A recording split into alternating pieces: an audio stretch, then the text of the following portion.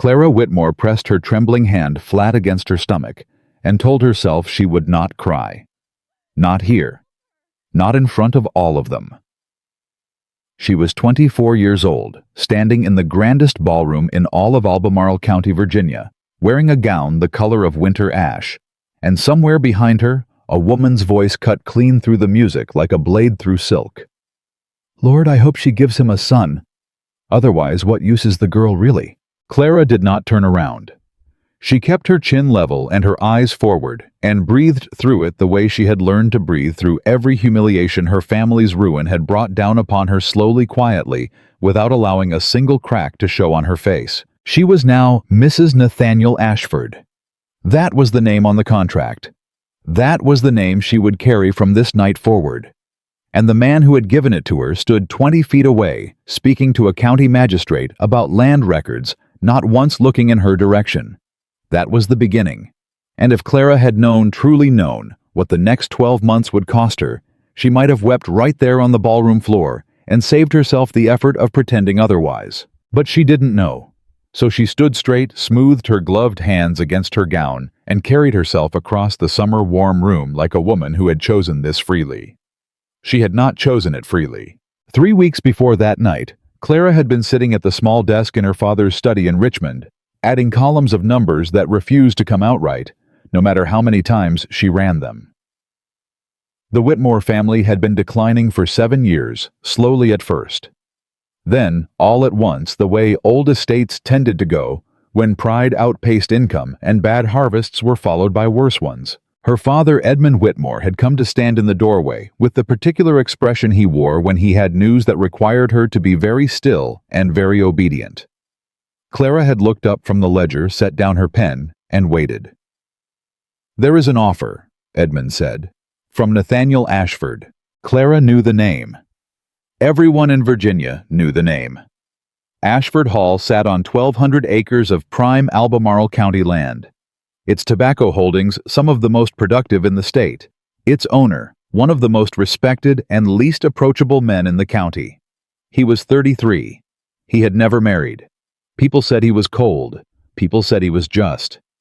People said a great many things about Nathaniel Ashford, and none of those things included the word warm. "He has offered to settle our debts," Edmund continued. "All of them, in exchange for me," Clara said. Her father at least had the decency to flinch. "For a legitimate marriage. He needs an heir, Clara. The Ashford estate reverts to a cousin in Maryland if he dies without issue. The man is not looking for love. He is looking for a solution. And I am the solution. You are a well-bred, educated woman from a respectable family, even if that family is currently broke," Clara said plainly. "You can say it, Papa. I say it to myself every morning." Edmund crossed the room and sat in the chair across from her desk, and for a moment he looked less like her father and more like an old man who was very, very tired. "I cannot force you," he said, "but I am asking. Your mother, your sisters, the house, Clara. I have nowhere else to go." She looked at the ledger open in front of her, looked at the numbers, looked at the debt written in red ink at the bottom of the final column. "When would he want an answer?" she asked. "He sent a man to wait in the hall." Clara was quiet for a long moment. Then she picked up her pen and closed the ledger and stood. "Tell him yes," she said. "And tell him I will not be treated like furniture." Edmund's expression collapsed with relief and guilt in equal measure. Clara did not wait to watch it. She walked out of the study up the stairs to her room and sat on the edge of her bed for a very long time, looking at nothing, feeling the particular weight of a decision that cannot be unmade. She met Nathaniel Ashford 4 days later in the front parlor of Whitmore House. He arrived exactly on time, which she noted with wry internal acknowledgement. A punctual man. A man who honored schedules. She filed that information away, the way she filed everything carefully in the part of her mind where she kept things she did not yet know how to use. He was taller than she'd expected. Dark-haired, square-jawed, with the kind of face that had once been handsome and had since become something harder and more permanent. He wore no particular warmth in his expression when he looked at her, not unkindness exactly, but the careful blankness of a man who had trained himself not to show what he was thinking. "Miss Whitmore," he said. "Mr. Ashford," she answered. He gestured to the chairs, and they sat, and a maid brought tea that neither of them touched, and Nathaniel Ashford placed a document on the table between them, with the matter-of-fact efficiency of a man conducting a legal transaction, which was precisely what he believed he was doing. "I expect you have been informed of the terms," he said. "I have. You would have full authority over the household, a personal allowance generous by most standards. Your family's debts cleared within 30 days of the wedding." He paused. "In return, I expect a legal marriage conducted properly, and children should you prove able." The phrase landed without ceremony. Children should you prove able, as if she were a plot of land under evaluation. Clara looked at him directly. "And if I am not able, what then?" Something shifted almost imperceptibly behind his eyes. "Then we would discuss alternatives, but I have no reason to anticipate difficulty." "No," Clara said. "Of course you don't. You've already decided how this ends." Nathaniel studied her for a moment. "You speak plainly." "I was told you valued efficiency. I assumed plain speech fell under that category." His expression did not change, but something in the line of his jaw shifted slightly. She could not tell if it was disapproval or the beginnings of something else entirely. "It does," he said. "Sign wherever the notary has marked." Clara took the pen. She paused with the tip over the first signature line and said without looking up, "I will not be invisible in your house, Mr. Ashford. I will manage your household, speak my mind, when I see something wrong, and treat your servants as human beings. If those terms are acceptable, I will sign." The silence that followed was several seconds too long. Then Nathaniel said sign. She signed. He signed. The notary witnessed. And that was the entirety of the romance of their courtship.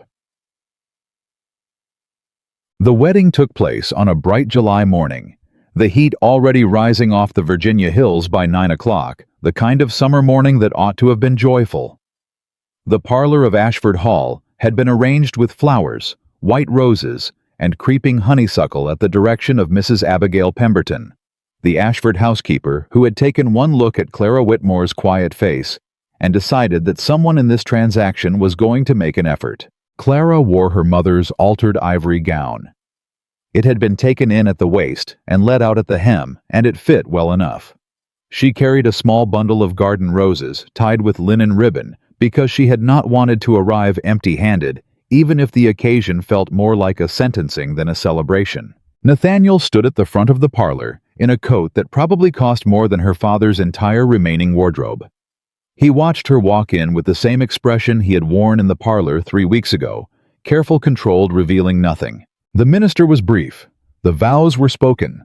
Nathaniel placed a narrow gold band on her finger with steady hands and said, "I do," in a tone that communicated certainty without warmth, the way a man agrees to a land lease he has already reviewed in detail. Clara said her vows and looked at his collar button instead of his eyes, and thought about the ledger she had closed in her father's study, and the numbers she had never been able to make come right, and whether the life she was stepping into now would at least be solvent, even if it was not kind. After the ceremony, the small gathering of county families offered polite congratulations.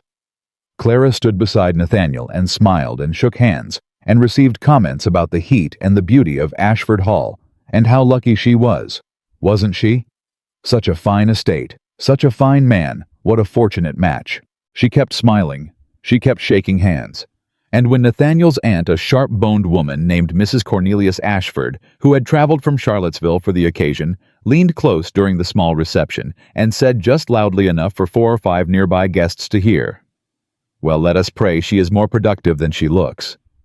Clara's smile did not slip, but her hand held at her side in a silk glove curled into a fist so tight her nails pressed into her palm. Nathaniel heard it. Clara was watching when it registered the brief tightening at the corner of his eye, the pause in his conversation with the magistrate beside him. He heard it, and he said nothing, and he did not look at his aunt, and he did not look at Clara, and he continued his conversation about acreage disputes as if nothing had occurred. That told her more about her marriage than the vows had. Their wedding night was conducted with the same careful, distant correctness that Nathaniel brought to all formal obligations. He knocked on the connecting door between their chambers at a reasonable hour. He was not cruel. He was not ungentlemanly.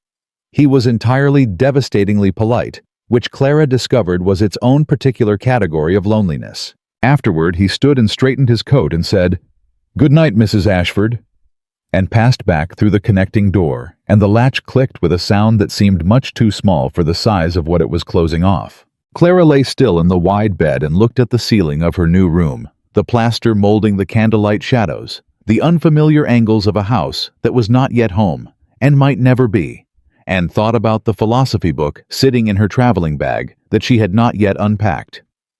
She thought about the garden she had seen from the carriage window, overgrown and promising. She thought about the housekeeper, Mrs. Pemberton's kind eyes. She thought about the servants she had not yet met. She did not think about the connecting door or the man behind it. She had already determined that was a direction she could not afford to look. She turned onto her side, tucked her hand beneath her cheek, and told herself the truth plainly, the way she told herself everything she was alone in a beautiful house, and she had chosen this, and she would make something of it because making something of nothing was the only skill her family's ruin had given her, and she intended to use it. One tear slid into her hair. She didn't wipe it away. Then she closed her eyes and breathed, and by morning she had already decided where to begin. She began in the kitchen. Mrs. Pemberton found her there at 6 in the morning in her second-best dress, asking the cook, a stout, cautious woman named Mattie, who had worked at Ashford Hall for 11 years, what the household ordering arrangements were, and whether anyone had reviewed the supply accounts recently.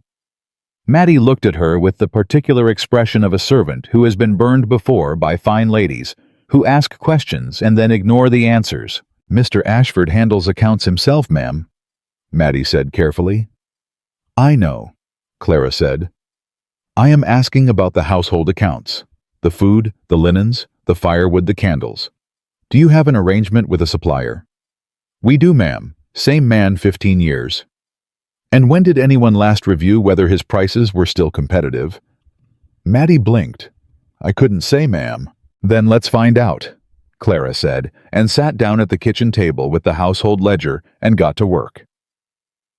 Mrs. Pemberton watched from the doorway with folded arms and an expression that shifted gradually from guarded assessment to something approaching quiet approval. This was not her expression seemed to say what she had expected from the new Mrs. Ashford. It was not what any of them had expected, but Clara had long ago stopped wasting energy on meeting expectations. She had learned in the long years of her family's decline that expectations were a luxury and work was not. She worked. She learned every servant's name within 3 days.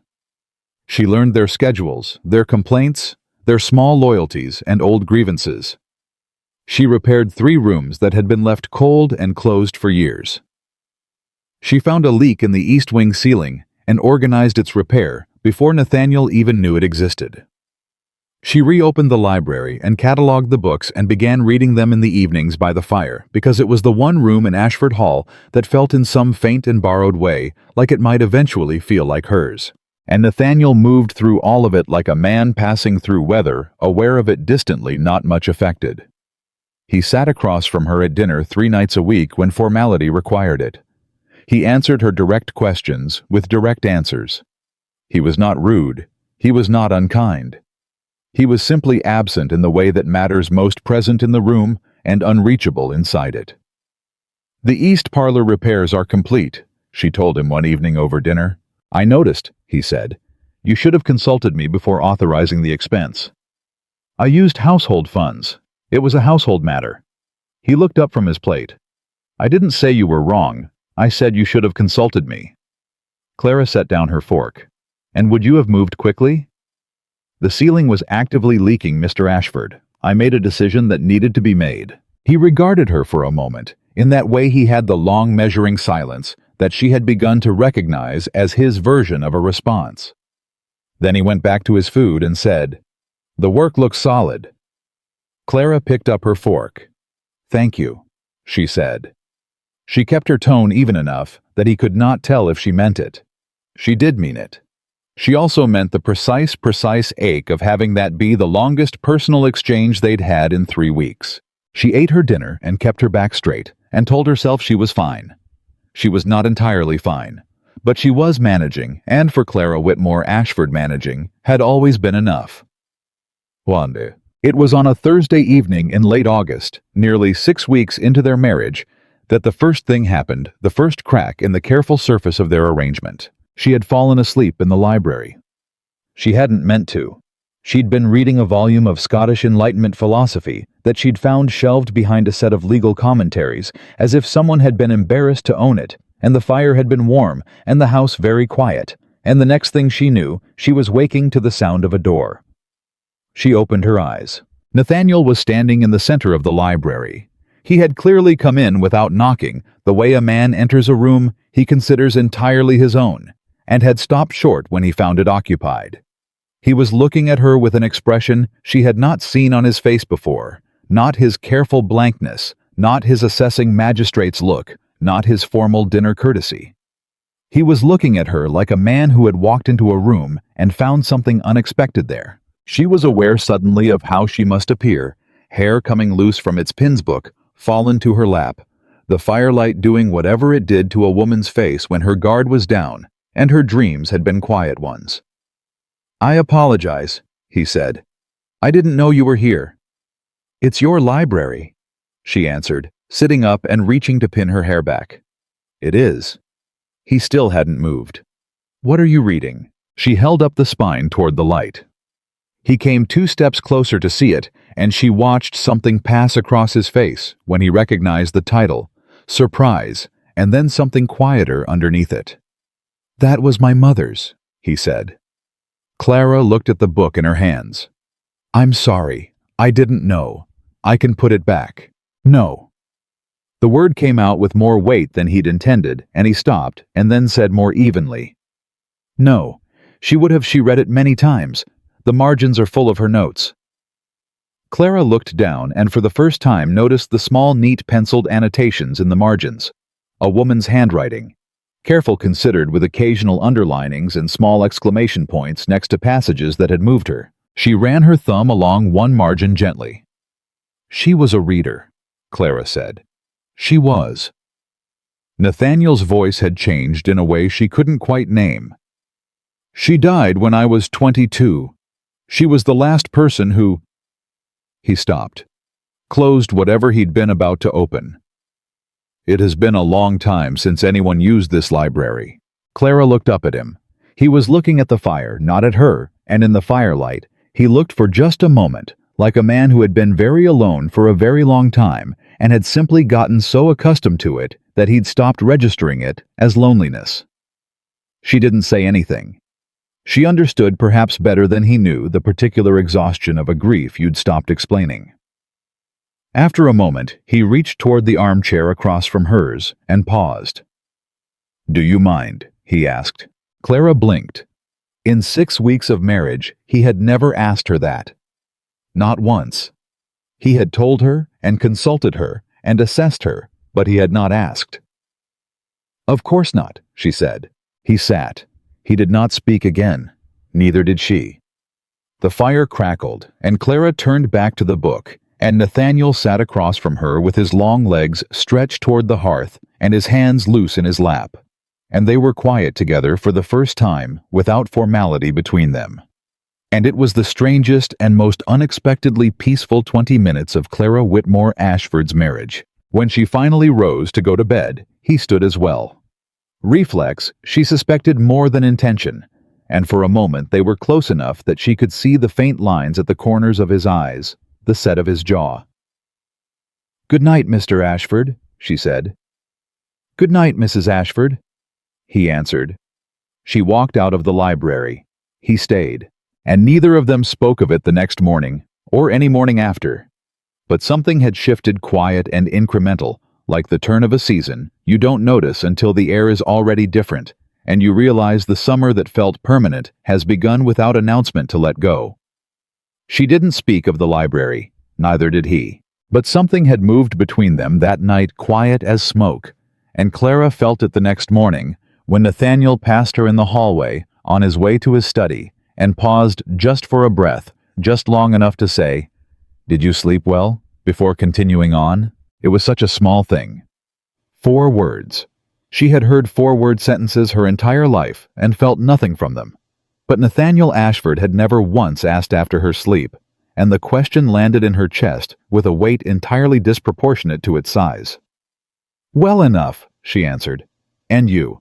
He had already turned away.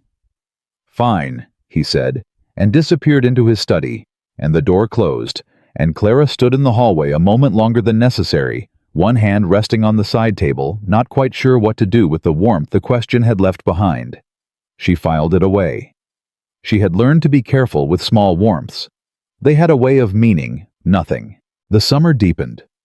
Ashford Hall in August was a different creature than it had been in July. Hotter, slower, the fields shimmering with the particular drowsy gold of a Virginia summer at its full height. The tobacco crops were coming in well, which meant Nathaniel was often out on the land from early morning and often returned in the evenings, sunburned and taciturn, and sat at dinner with the look of a man who had been calculating figures in his head for 12 consecutive hours. Clara let him be. She had her own work.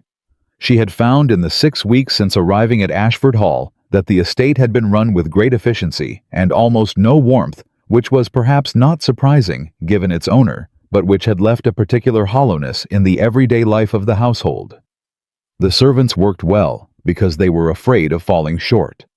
They did not work joyfully because there was nothing to be joyful about.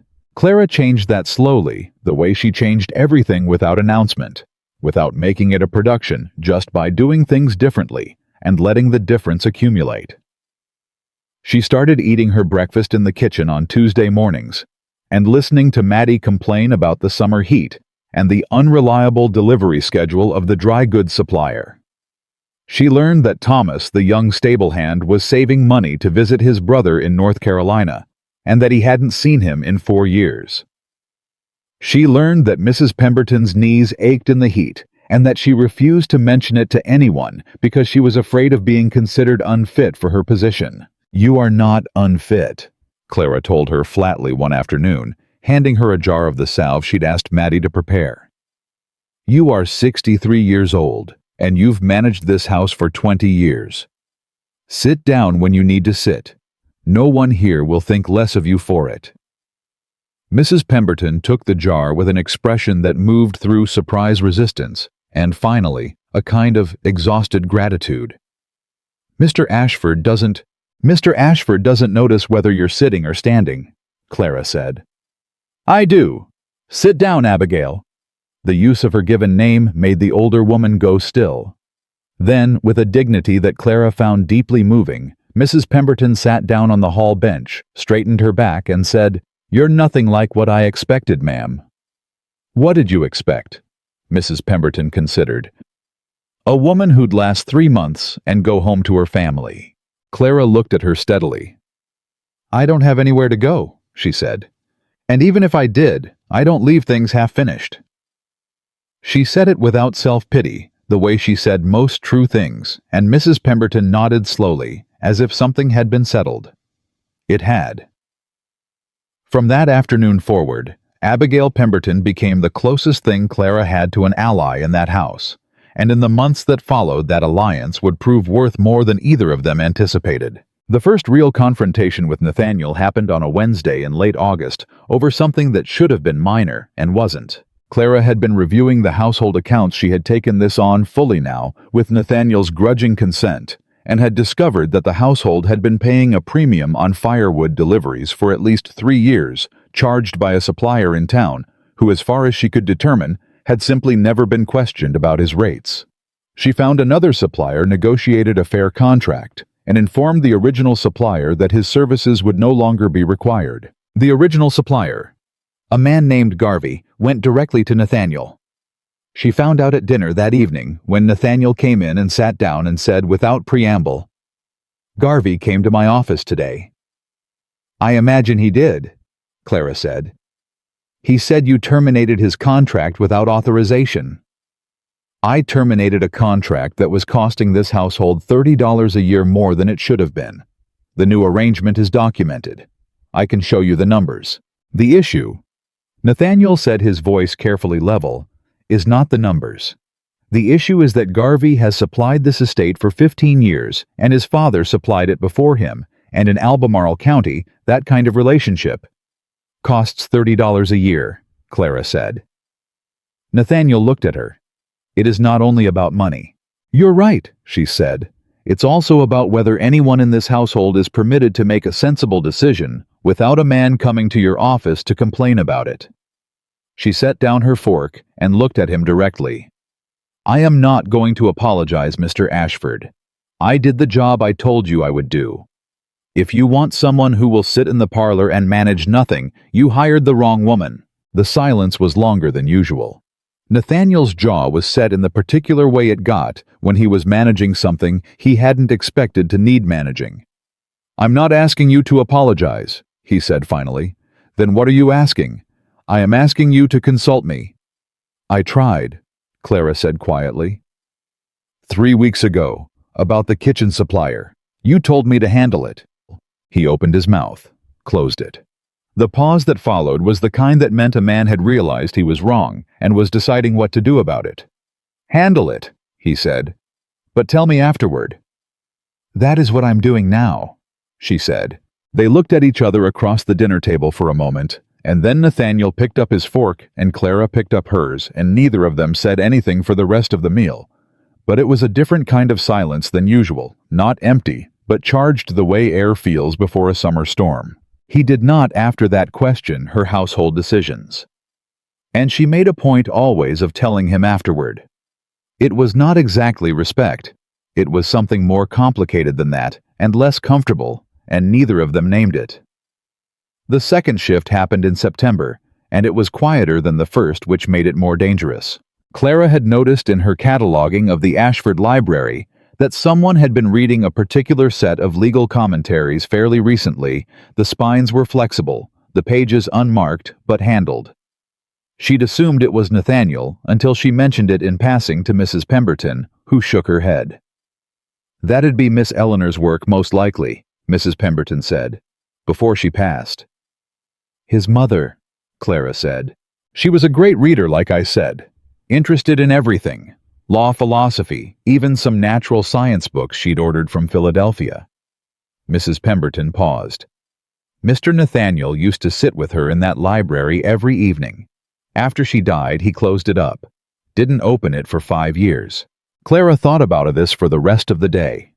She thought about Nathaniel coming into the library that August evening and stopping short at the sight of her, the look on his face when he recognized his mother's book in her hands. She thought about the penciled annotations in the margins, the small exclamation points beside passages that had moved a woman she would never meet. That evening after dinner, Clara went back to the philosophy book and read the annotations carefully, all of them. Eleanor Ashford had been sharp and funny and occasionally impatient with arguments she found inadequate. She had underlined a passage about the relationship between duty and feeling and written in the margin in her neat hand. But what of the feeling itself? Is duty not impoverished without it? Clara sat with that for a long time. Then she got up and knocked on the door of Nathaniel's study. He looked up with his usual expression of mild surprise that she had sought him out. "Yes, I have a question," she said, "about your mother, if you're willing." The surprise deepened. He set down his pen. "Come in." She sat in the chair across from his desk. They were very good, she thought, at sitting across from each other at various surfaces, and said, "Mrs. Pemberton told me she was a reader. I found her annotations in the philosophy book." Nathaniel was quiet. "She was brilliant," Clara said simply. "The way she argues with the text in the margins, she knew exactly what she thought, and she wasn't afraid to say it even to a book." Something moved across Nathaniel's face that she had not seen there before. It was not quite pain and not quite pleasure, but somewhere between them, the expression of a man unexpectedly reminded of something he'd been trying not to remember.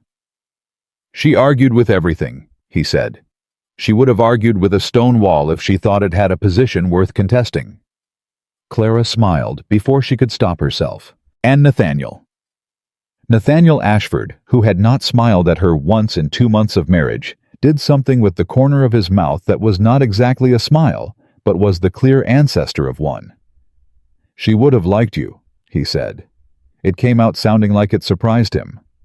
Clara looked at her hands. "I'm glad," she said quietly. She left the study a few minutes later with no great declarations exchanged, no dramatic confessions, nothing that would have looked significant to an observer. But she walked back down the hallway with the feeling of something having shifted beneath her feet. Not an earthquake, nothing so definite.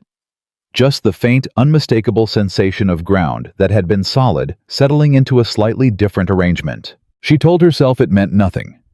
She was very practiced at telling herself things meant nothing. She told herself it every day for the next 2 weeks, right up until the morning she stood in her room, unable to eat breakfast, and understood. She was pregnant. She knew before she sent for the doctor.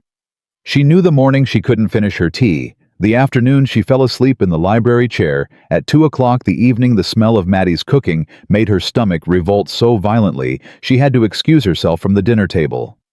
She knew, with the particular quiet certainty of a woman whose body has made a decision and is not waiting for her mind to catch up. Dr. Elias Morton confirmed it on a Thursday morning in early October, by which point the Virginia summer was only just beginning to think about autumn. The heat still present in the middle of the day, the evenings finally starting to breathe. Morton was a careful gray-haired man who had served Albemarle County for 30 years and who looked at Clara with the particular professional kindness of a doctor who understood that a woman's circumstances were often more complicated than her medical chart. "You are well," he told her. "Everything appears healthy. You should expect," and he gave her a timeline and a series of instructions about rest and diet and what to avoid. Clara thanked him and showed him out and stood in the front hallway of Ashford Hall for a moment. One hand pressed flat against her stomach, the way she had stood 6 weeks ago in the ballroom before her own wedding. Then she went to find Nathaniel. He was in his study. He was always in his study.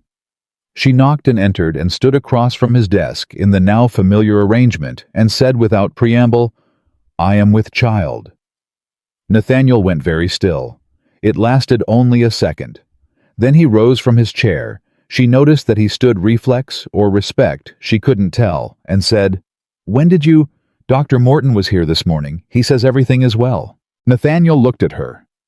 She watched the calculation move across his face, not cruelty exactly, but the instinctive reorganization of a man for whom this news was primarily logistical. She watched him thinking about the will, the estate, the succession law, the cousin in Maryland. "Good," he said. "This is good. We should discuss the nursery arrangements, and I'll need to update several documents at the courthouse. Morton should come weekly." He paused. "You're feeling well. Well enough?" "Good," he said again. He sat back down. He picked up his pen. "I'll see to the legal matters this week. Thank you for telling me directly." Thank you for telling me directly. As if she had delivered a business dispatch. As if she had handed him a ledger figure he'd been waiting on. Clara looked at him for a moment. He had already returned his eyes to the document on his desk.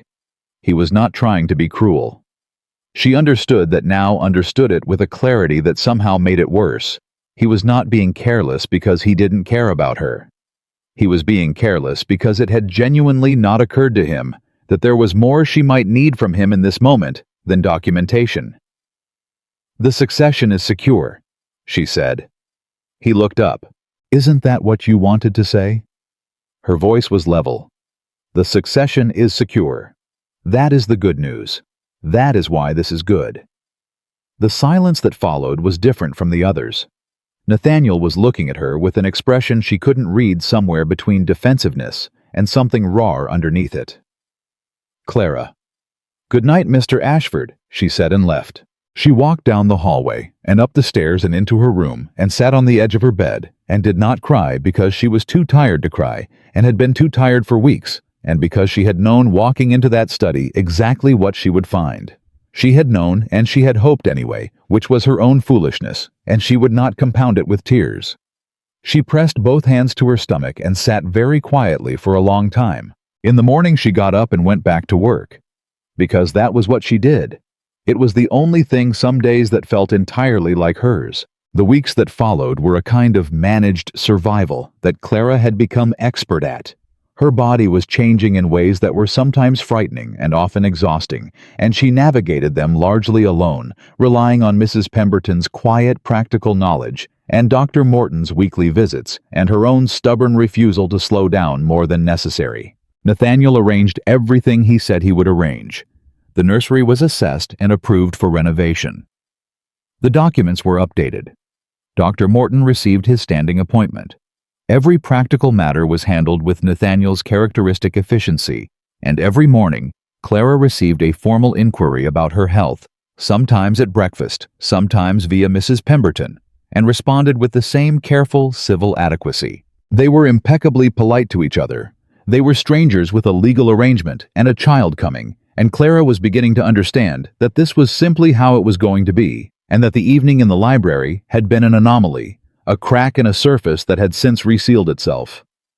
She had stopped letting herself think about the corner of his mouth that had moved toward something like a smile. What she had not stopped doing was managing the estate. If anything, she had doubled down because work was the one place where her competence was unquestionable and her purpose was clear. She had, in the months since arriving at Ashford Hall, quietly uncovered a series of household inefficiencies that saved the estate more than $200 annually. She had improved conditions for 3 tenant families on the outer parcels of Ashford land, who had been living with leaking roofs and inadequate well access. She had started a small weekly distribution of surplus kitchen goods to families in the nearest village, done without fanfare or announcement through Maddie and Thomas, who handled the deliveries. She had not told Nathaniel about any of it. Mrs. Pemberton found out about the tenant repairs and stared at Clara for a full 5 seconds before saying, "Does Mr. Ashford know you've authorized repairs on tenant property?" "The estate is responsible for tenant housing," Clara said. "The leases say so. I checked." "He is going to notice that the roofs are fixed and the families aren't petitioning him for relief, yes." Clara looked up from the account she was reviewing. "I am not doing anything wrong, Abigail. I am doing what should have been done 3 years ago." Mrs. Pemberton pressed her lips together in the way that meant she agreed, and was choosing not to say so directly. "He's going to want to know where the money came from. From the household waste account I've been reducing since June. The numbers are documented. He can review them whenever he likes." He did find out, inevitably.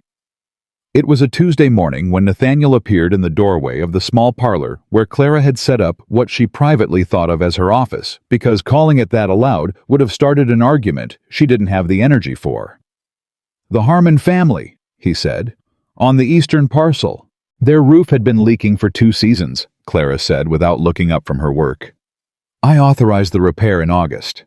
And the well at the Cooper parcels? Unusable. Fixed in September."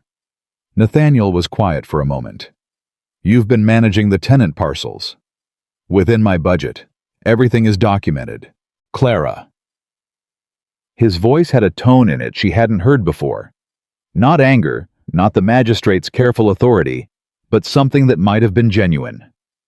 "Why didn't you tell me?" She looked up. "Because I did not think you would consider it important enough to prioritize," she said. "Those families have been struggling for years. I wasn't willing to wait for you to decide they mattered." He looked at her for a long moment. "They matter," he said very quietly. "I know," she said. "That's why I didn't wait." Another of their long silences. She held his gaze and let the silence do what it needed to do. "Show me the accounts," he said. She showed him. He reviewed everything carefully. She watched his eyes move down the columns with the precision of a man who understood numbers completely, and when he finished, he closed the ledger and set it on the table and was quiet for a moment. "This is very good work," he said. Clara waited. "The Harmon roof, the materials cost is lower than I would have negotiated. I found a carpenter in the village who needed steady work. We have an ongoing arrangement now for minor repairs. He charges fairly and does good work." Nathaniel looked at her. "You've built a repair network." "I've built what the estate needed," she said simply. He was still looking at her with that expression, the one she had first seen in the library, the one she had been trying to stop thinking about. Like a man who has walked into a room and found something unexpected and is still deciding what to do about it. "Thank you," he said, "for doing it even when—" He stopped.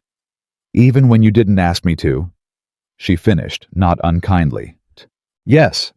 He picked up the ledger and then set it down again, a small gesture of uncertainty that she had never seen from him before. How are you feeling? Morton said the second month can be difficult," she supplied. "Yes, I'm managing." "You're always managing," he said, and it came out with something in it that was not quite admiration and not quite grief, but somewhere between them. Clara didn't know what to do with that. So she did what she always did with things she didn't know what to do with. She filed it away and nodded and said, "Was there anything else, Mr. Ashford?" And the moment passed the way those moments always passed, like creek water over stone present, and then gone, leaving only the faint impression of its passing. But that evening, without explanation or announcement, Nathaniel came to the library. He sat in the chair across from hers as he had once before. He did not bring work. He brought nothing at all, just himself, which was somehow more significant than anything he could have carried. He sat down and was quiet, and Clara looked up from her book, and looked at him, and then looked back at her book, and they sat together beside the summer-warm fire in the old Ashford library for an hour without speaking. And it was the least lonely Clara had felt in months. She did not say that. She would never have said that. But it was true, and she folded it carefully into the part of herself she was trying to protect, the part that still, despite everything, despite all her good sense and hard-won practicality, was capable of hoping. The crisis, when it came, announced itself without courtesy. It was a Saturday in late October, the heat of the Virginia summer finally giving way to the first real breath of autumn, and Clara was coming down the main staircase with a stack of account ledgers under her arm, already thinking about the supplier negotiation she needed to finish before Morton's afternoon visit when the staircase tilted. That was how it felt. Not that she lost her balance, but that the world rearranged itself sideways without asking her permission. The ledgers went first. She grabbed for the railing with both hands and missed with one, and for a long, weightless second, she was certain she was going to fall. She did not fall. Something caught her. Nathaniel was there. She didn't know where he had come from.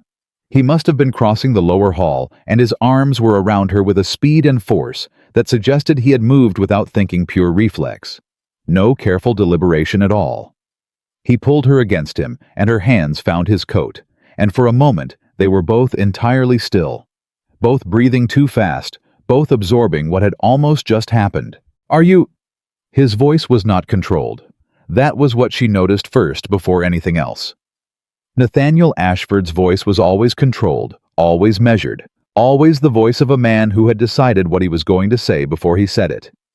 Right now, it was none of those things. "Clara, are you hurt?" "I'm all right," she said. She was shaking slightly, she realized. "I'm all right. The staircase, I must have—" "Sit down," he said.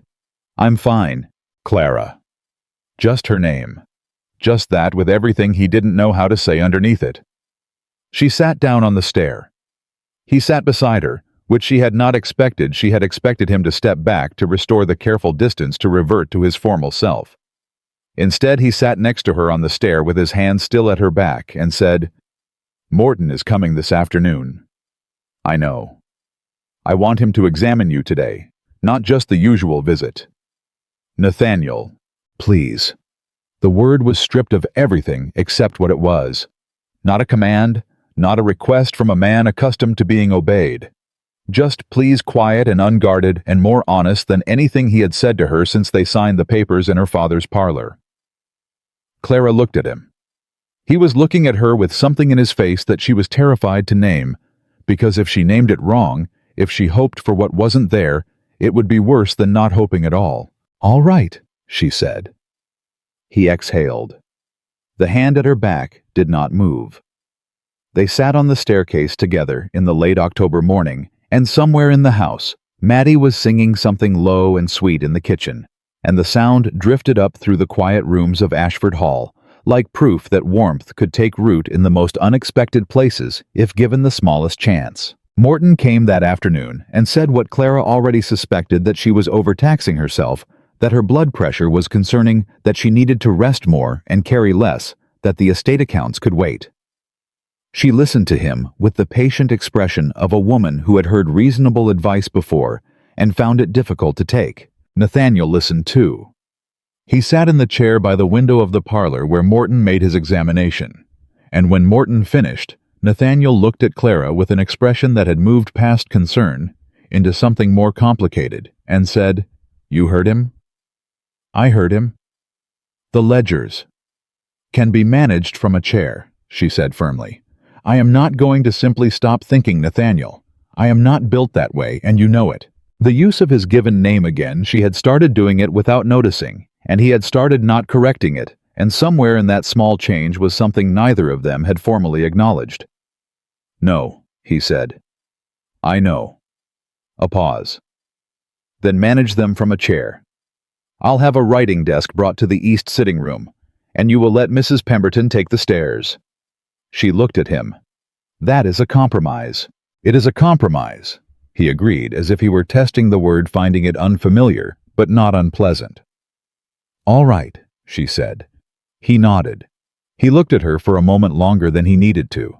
Then he looked away out the window at the late October light going gold across the Virginia fields, and said very quietly, as if to himself, as much as to her, "I should have been paying attention." Clara heard it. She let it sit in the air between them, without touching it, the way you leave something fragile where it falls, not sure yet if it will hold. Outside, the summer was finally letting go. The first leaves were beginning to turn. And inside Ashford Hall, something that had been frozen for a very long time was, with great caution and no small amount of fear on both sides, beginning to do the same. The writing desk arrived the next morning. Nathaniel had it brought in himself, or rather he directed Thomas and one of the younger house staff to bring it in. But he was standing in the doorway of the east sitting room when they did it, which was his version of personally overseeing something he considered important. Clara watched him direct the placement of the desk with the same focused precision he brought to all logistical matters, and felt the particular complicated warmth of being cared for by a man who didn't yet know how to care for someone without making it look like project management. "The light is better from this angle," he said when the desk was positioned near the window. "It is," she agreed. "Morton said you should have good light." "Morton said I should rest." "You won't rest, so you may as well have good light." He looked at her, and then at the desk, and then away. "Mrs. Pemberton will bring your things from the study." "Nathaniel," he stopped. "Thank you," she said simply. He nodded once, the way he nodded when something had reached him, and he wasn't prepared to show how much. Then he left, and Clara sat down at the desk by the window and looked out at the Ashford land going gold in the late October morning, and allowed herself quietly and without ceremony to feel something close to grateful. She was careful with it. She had learned over these months to be very careful with anything she felt toward Nathaniel Ashford, because the distance between what she felt and what was real had a way of swallowing women whole. She had watched it happen to her mother, who had loved her father devotedly through decades of his cheerful, oblivious self-absorption, and had died still waiting to be truly seen. Clara had no intention of dying waiting, but she was discovering against her better judgment that the waiting had already begun. The November assembly was Nathaniel's idea. That was the first thing she should have questioned. He brought it up at dinner in the second week of November, when Clara was visibly unmistakably pregnant 5 months along her body, having made its condition undeniable, and had been following Morton's adjusted instructions with the disciplined resentment of a woman who understood the necessity and resisted it anyway. "The county winter assembly is the first Saturday of December," Nathaniel said over the soup. "I think we should attend." Clara looked at him. "You think? It would be appropriate. The families will be expecting. They'll be expecting to look at my stomach and confirm the succession is on schedule," she said without heat. "Just fact." Nathaniel set down his spoon. "That is not—" "It is, and you know it. But go on." He was quiet for a moment. Then he said more carefully, There are business matters I need to address with several men who will be there. Land disputes a courthouse issue that's been pending. And it would look well, for you as well as for the estate. For me, she repeated. People talk, Clara. They talk about why you haven't been seen. Some of them are saying—" He stopped. "What are they saying?" His jaw tightened. "That you're unwell, that the pregnancy is troubled, that I've kept you at home because there's something wrong." Clara absorbed this. It was she noted the most he had ever voluntarily told her about what society was saying, which meant it had bothered him more than he wanted to admit. Nathaniel Ashford cared she had come to understand deeply about what Albemarle County thought of Ashford Hall and everyone in it. He would not have said so. He would have called it duty or propriety or the responsibility of a family with their history and standing. But underneath all those careful words was a man who had grown up watching his father's pride crumble and had spent 20 years rebuilding it, and who could not bear the thought of another crack forming. She understood that. She didn't entirely forgive it, but she understood it. "I'll go," she said. "Clara, if you're not well enough—" "I said I'll go." She picked up her spoon. "But I want to dance at least once, even if it's just a reel. I am not going to stand against a wall all evening being inspected." Something shifted in his expression. "You want to dance?" "I want to be a person at a party, yes. Not an exhibit." He looked at her for a long moment. Then he said, "One reel, if Morton approves." She almost smiled. "Morton will not approve." "No," he agreed. "He won't." A beat, and then quietly, unexpectedly, Nathaniel said, "We'll dance anyway." Clara looked at him. He was looking at his soup bowl, but the corner of his mouth had moved just slightly in the direction she had been trying to stop watching for.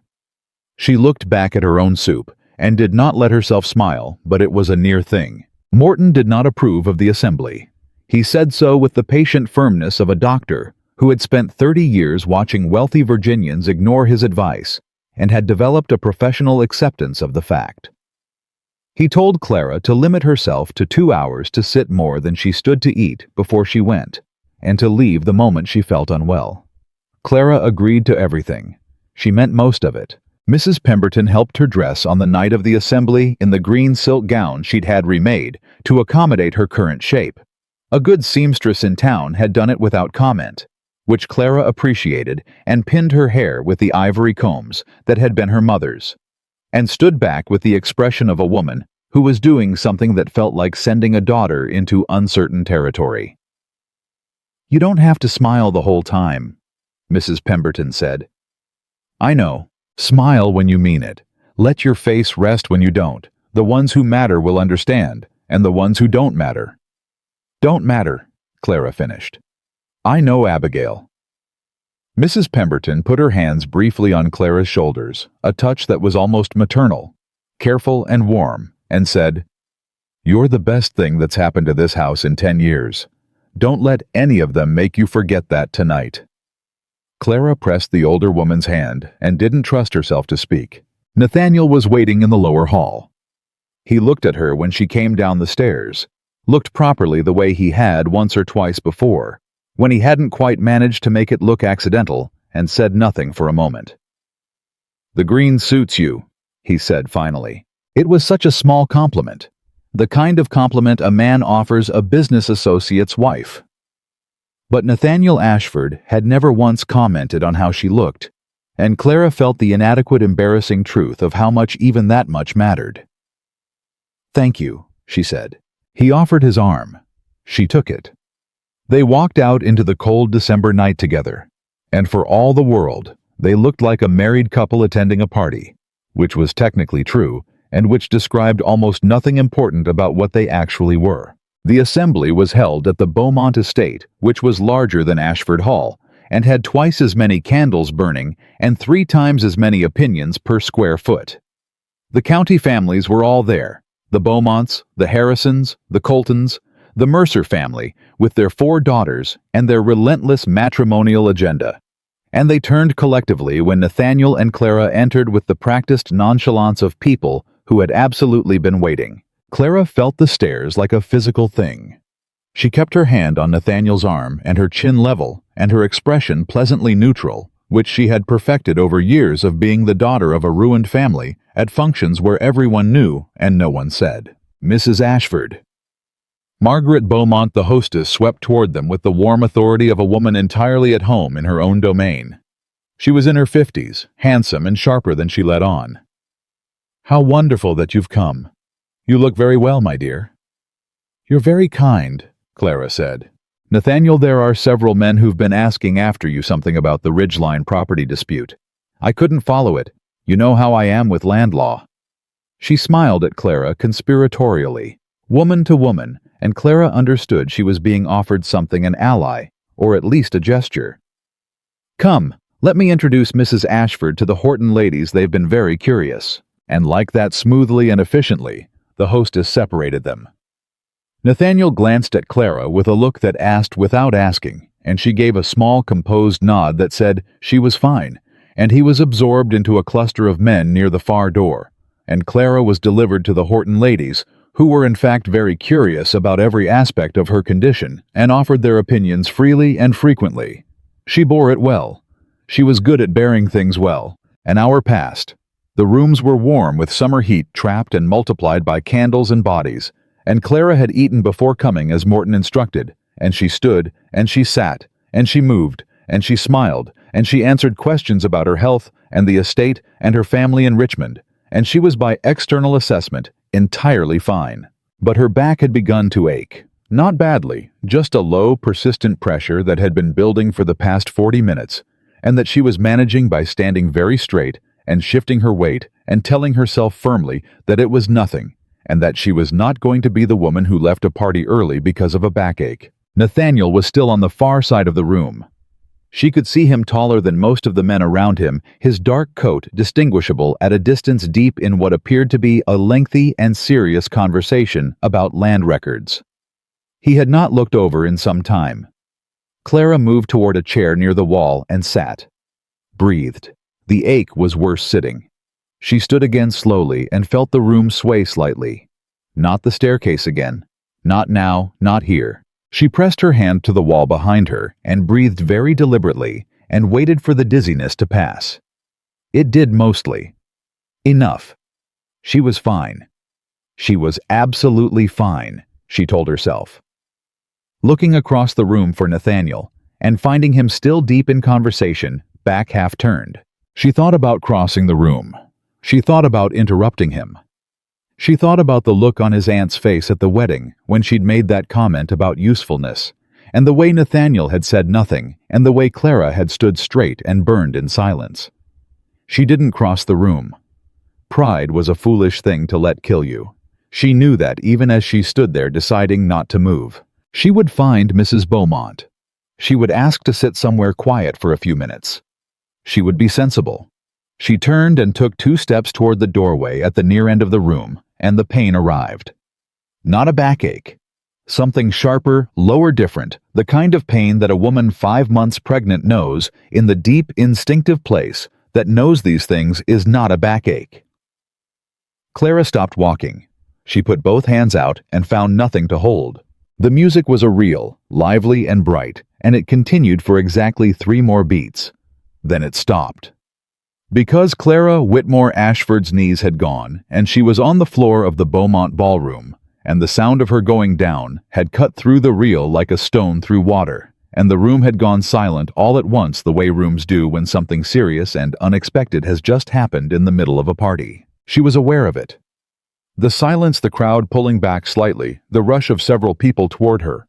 She was aware of the floor under her hands. She was aware that she was shaking and that her heart was too fast and that the pain had not lessened. And then she heard his voice, not from across the room, not at a polite distance. Right there, already at her side with a speed that meant he had moved the moment she fell and had not stopped. Clara. And Nathaniel's hands were on her shoulders, on her face, and he was looking at her with an expression she had never seen on him before. And it was the most unguarded thing she had ever seen on a human face. He was terrified, not concerned, not appropriately alarmed in the way of a man whose heir was at risk. He was terrified the way a person is terrified when something they love is suddenly concretely in danger. "I'm here," he said. "I'm right here. Look at me." She looked at him. "The baby." "You," he said. "Just that." "Are you in pain?" "Yes." "Nathaniel, the baby. We need to get you out." He didn't deliberate. He didn't look around for help or delegate or assess the situation from a careful distance.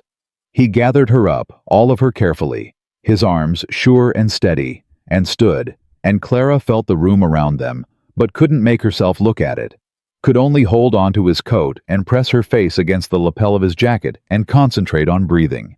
He carried her out, in front of every family in Albemarle County, past the Horton ladies and the Coltons and the Mercer girls and the magistrate he'd been speaking to for an hour about land records. Past his aunt, who was standing near the door with her mouth pressed into a thin line and something that might have been shock on her face. Through the entrance hall and out into the cold December air, and not once did he slow down or look back or adjust his expression into anything other than what it was, a man who had stopped thinking about the room entirely. The carriage ride back to Ashford Hall was the longest of Clara's life and the strangest.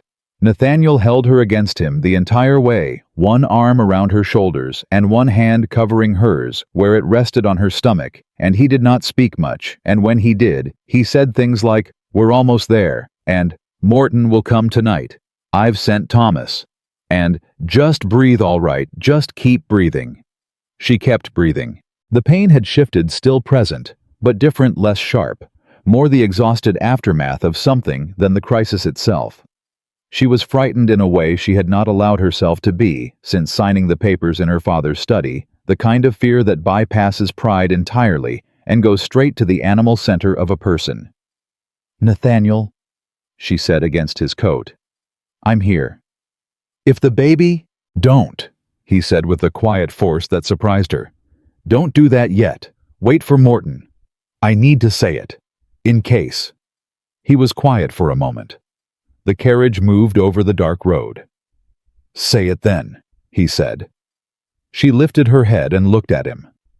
In the dim carriage light, his face was very close and entirely open, all his careful blankness stripped away. "If something happens," she said, "I want you to know that I don't regret signing, even the way it was. I don't regret any of it." He looked at her for a long moment. Something crossed his face that she could not fully read in the darkness, something that moved from grief to something more complicated. "Nothing is going to happen," he said. "Nathaniel, nothing is going to happen." His hand tightened over hers. "I won't allow it." It was an absurd thing to say. A man could not command the outcomes of a difficult pregnancy by sheer force of will, and they both knew it. But the way he said it with such total, unguarded conviction, as if he genuinely believed that the strength of his determination was a factor in what her body would do, made Clara's chest ache in a way that had nothing to do with the pain. She put her head back against his shoulder. She felt him exhale above her, slow and careful. The carriage rolled on through the Virginia night, and neither of them spoke again until Ashford Hall came into view. Morton arrived within the hour. He examined Clara thoroughly, with Nathaniel standing in the corner of the room refusing to leave despite Morton's pointed look, and when he finished he said what Clara had been simultaneously dreading and hoping, that it was not the baby. That what she had experienced was the result of overtaxation, of too many hours on her feet of inadequate rest, over too many weeks catching up to her body all at once. That the baby's heartbeat was strong, and the crisis, while frightening, had not been what it might have been. "But," Morton said with the gravity of a man who intended to be taken seriously this time, "if you continue at this pace, Mrs. Ashford, I cannot promise the next episode will have the same outcome. Your body is telling you something. I am strongly urging you to listen to it." He looked at Nathaniel when he said the last part. Nathaniel looked back at him with the expression of a man receiving a military order and said, "She'll listen." Clara opened her mouth. "We'll discuss it?" Nathaniel amended, still looking at Morton. "See that you do," Morton said, and gathered his bag and left. And the room was suddenly very quiet, just the two of them, and the firelight, and the aftermath of the most frightening evening of Clara's marriage. She was sitting up against the pillows, her hands folded in her lap, watching Nathaniel, who was standing at the window with his back to her. He had not moved since Morton left. She could see the tension in his shoulders, the set of his spine, the way his hands were clasped behind his back, with a tightness that suggested he was holding something in with significant effort. "Nathaniel!" He turned. His face was, she had no word for it. It was the face of a man who had spent several hours in a state of terror and was now standing on the other side of it and didn't quite know what to do with himself. "Sit down," she said. "Please, you're making me anxious." He sat. He pulled the chair close to the bed, closer than necessary, closer than their usual careful distance, and sat with his elbows on his knees and looked at her. "You should have told me you were unwell," he said. "I didn't know how unwell I was." "You knew something was wrong, in the ballroom. I could see it when I—" He stopped. "I was watching you. From across the room. I should have come sooner." Clara absorbed this quietly. He had been watching her. From across the room, in the middle of a conversation she'd thought had his complete attention, he had been watching her. "I didn't want to interrupt," she said. "Clara." His voice had that tone again, the unguarded one, the one that didn't sound like Nathaniel Ashford conducting estate business. "You are carrying my child. You nearly fell on the floor of the Beaumont ballroom. You could have—" He stopped again, and this time, the stopping had a different quality, the quality of a man who has run directly into the edge of something he wasn't prepared for, and is standing at that edge trying to decide whether to look over. "What frightened you?"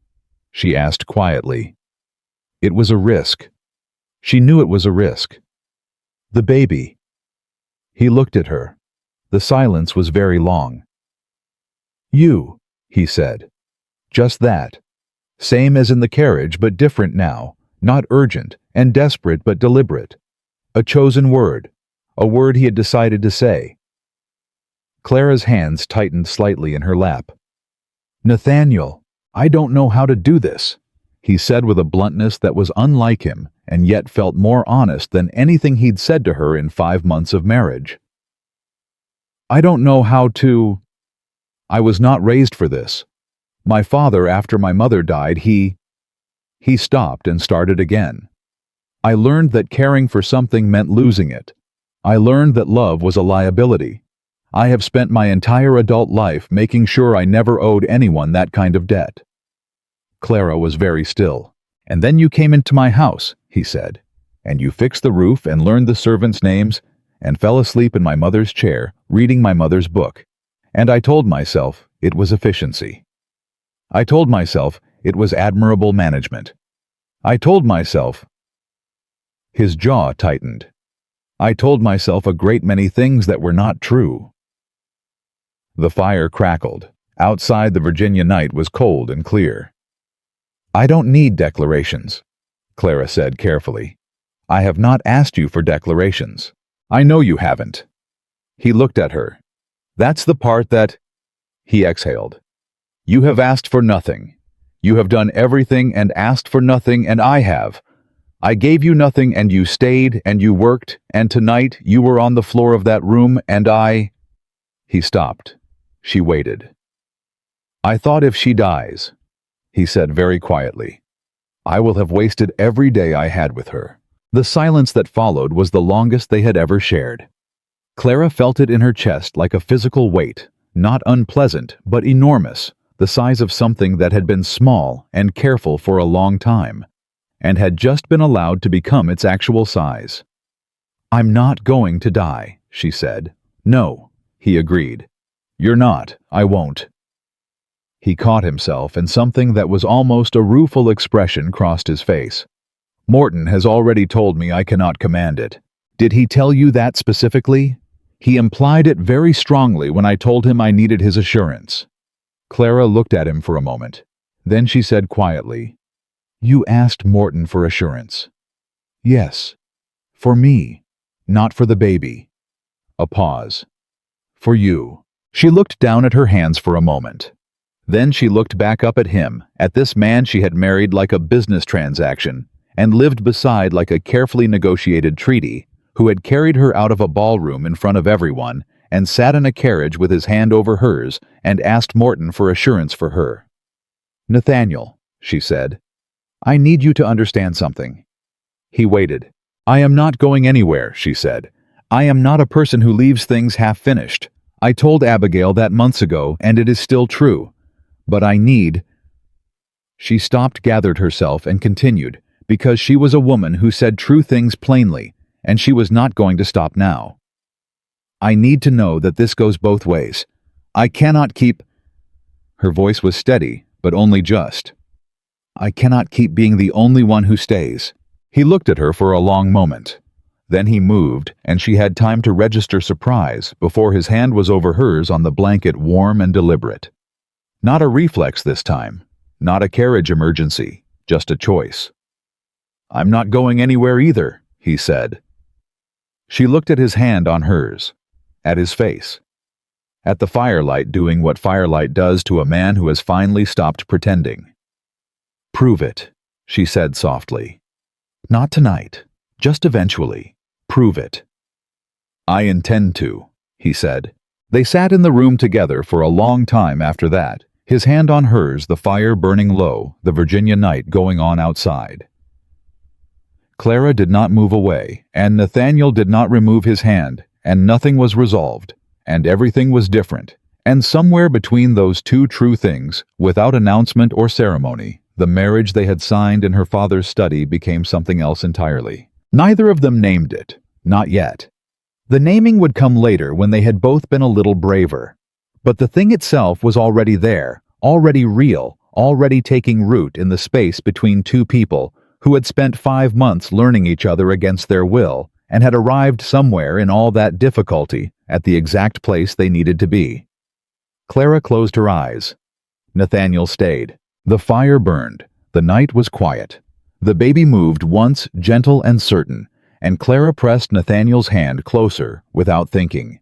And he let her, and the Ashford Hall sat still and warm around them, holding everything in. The morning after was quiet in the particular way that mornings after significant things tend to be, not peaceful exactly, but suspended like the air between a lightning strike and the thunder that follows it. Clara woke to find Nathaniel's chair still pulled close to the bed. He was not in it. But on the small table beside her, someone had placed a cup of tea, still warm, and a plate of the plain biscuits Morton had approved. And beside them, set with deliberate care, was her mother's philosophy book from the library. The one with Eleanor Ashford's annotations in the margins. She lay still for a moment and looked at it. Then she picked it up and held it, and understood that this was how Nathaniel Ashford said things he did not yet have words for, and that she was going to have to learn to read him the way she read ledgers, patiently, carefully looking for the meaning behind the notation rather than expecting plain speech. She could do that. She was good at reading things other people had given up on. When he came to check on her mid-morning, he stood in the doorway with his sleeves rolled to the elbow. She had never seen him this undressed before noon, and said, "Morton is coming at 2. How are you feeling?" "Better," she said honestly. "The pain is gone, just tired." He nodded. He came into the room and sat not in the pulled close chair, but in the one slightly further back, as if he'd noticed it in the night and needed to re-establish some fraction of distance to function. Clara noticed. She did not comment. "I spoke to Mrs. Pemberton this morning," he said, "about adjusting your schedule." "Nathaniel, I'm not removing your work. I'm asking her to monitor how many hours you're on your feet each day. She's agreed to report to me." Clara looked at him. "You've enlisted my housekeeper as a spy." "I've enlisted her as a concerned party. There's a difference. The difference being that you've phrased it as concern rather than surveillance." He met her gaze evenly. "The difference being that I mean it as concern. You nearly—" He stopped, tried again.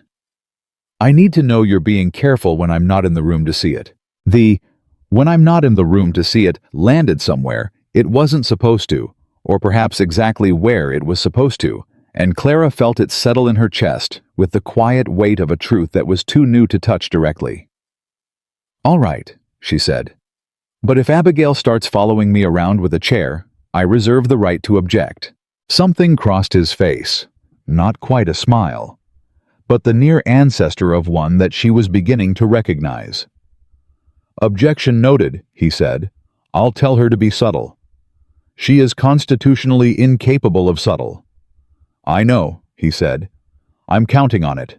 She did laugh then, just briefly, and Nathaniel looked at her when she did really look the way he had in the carriage, open and unguarded, and then looked down at his hands. And neither of them said anything for a moment, and the silence was warmer than any silence between them had ever been. Morton came at 2 and repeated his instructions with increased emphasis, and Nathaniel sat in the corner and listened with the focused attention of a man memorizing legal testimony. And Clara answered Morton's questions with honest yes and no, and sometimes, and a detailed account of exactly what she had felt in the Beaumont ballroom. And when Morton left, he told Nathaniel quietly at the door that she was resilient, but not invincible. And Nathaniel said nothing, but his jaw did the thing it did when something had reached him more deeply than he wanted to show. The weeks that followed changed the shape of Ashford Hall. It happened gradually, the way most real changes happen, not with a declaration or a ceremony, but through accumulation. Small daily things that laid side by side added up to something unmistakable. Nathaniel began coming to the east sitting room in the afternoons. Not every afternoon. He had his own work, his land, his courthouse obligations, but often enough that Clara began expecting him, and the expectation itself was its own quiet revolution. He would come in with a document he needed to review, or a question about the household accounts, and then the document would be set aside, and the question would be answered, and he would simply stay, and they would talk. They talked about everything. That was the part that surprised her most, not that he stayed, but what happened when he did. She had thought in the early months that Nathaniel Ashford had no interest in conversation beyond the transactional. She discovered she had been wrong. He had enormous interest in conversation. He had simply for years had no one to have it with. He asked her about her childhood in Richmond, and she told him about her father's library and her mother's garden, and the long years of slow financial decline that had been both terrible and in retrospect clarifying that losing everything had taught her to identify exactly what mattered. He listened with the focused quality he brought to everything, and when she finished, he said quietly, "My father had the same quality, knowing what mattered. He knew it in theory. He simply could not survive the loss of it in practice." "Your mother?" Clara said. "Yes." He was quiet. "When she died, it wasn't dramatic. He didn't collapse all at once. He just became less gradually, until there wasn't enough of him left to hold the estate together. I was 22, and I watched it happen, and I thought—" He paused, and Clara waited, and he said, "I thought I will never be that. I will never let one person have that much of me." "And so you made certain no one did," she said. "Yes." He looked at her. It seemed like sound management. "It seemed," she said gently, "like grief, trying to look like strategy." The silence that followed was a long one. Nathaniel looked at his hands, and then back at her, and said, "You're very direct." "You value efficiency," she reminded him. The near smile again. "I do," he agreed. She asked him on a different afternoon about his mother's annotations in the philosophy book, which passages she had marked most heavily, what he thought she had meant by the margin notes. He pulled the book from where Clara kept it on the sitting room desk, and they went through it together. And for an hour, Nathaniel talked about his mother with an openness Clara had not heard from him before, her humor, her intelligence, her absolute refusal to be managed by anyone, including his father, who had loved her for exactly that quality, and been bewildered by it in equal measure. "She sounds remarkable," Clara said. She was. He turned a page. "She would have argued with you constantly." "I know. I can see it in the margins." Clara touched a particularly emphatic underline. "She's half right about this passage and completely wrong about this one, and I think she knew it." Nathaniel looked at the passage. She underlined it 3 times. Because she was arguing with herself. The best arguments always are. He looked at her for a moment with that expression, the one she had first seen in the library in August. The one she now recognized as Nathaniel encountering something he hadn't planned for, and said very quietly, "She would have liked you very much." The second time he had said it. This time it landed differently. Not like a compliment. Like something more essential. Clara held the book a little more carefully after that. The twist arrived on a Tuesday in the form of a letter with a Maryland seal. Nathaniel read it in his study with the door closed. Clara knew something was wrong because Mrs. Pemberton came to find her in the east sitting room with the tight expression she wore when she had information, and had decided it was not her place to share it, which generally meant it was significant enough that she wanted Clara to know but couldn't say so directly. "Mr. Ashford has received a letter," Mrs. Pemberton said, straightening Clara's desk items that did not need straightening. "I gathered," Clara said. "From whom?" "A Mr. Cornelius Ashford, from Annapolis." She paused. "His cousin." Clara set down her pen. The cousin in Maryland. The one who had stood to inherit the Ashford estate before the marriage, before the child coming. She had known he existed. Nathaniel had mentioned him once briefly in the context of why the succession mattered, but she had not thought much about him as an active participant.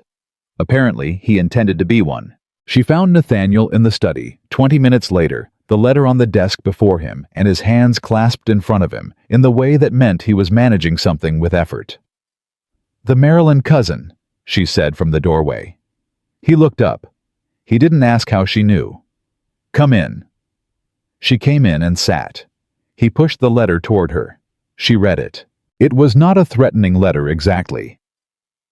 Edward Cornelius Ashford, the cousin, had written a civil and carefully worded inquiry about the state of the estate and the terms of the succession, noting that he was aware of the recent marriage and the reported expectation of an heir, and expressing his hope that all was well, and his intention to visit Albemarle County in the new year to pay his respects.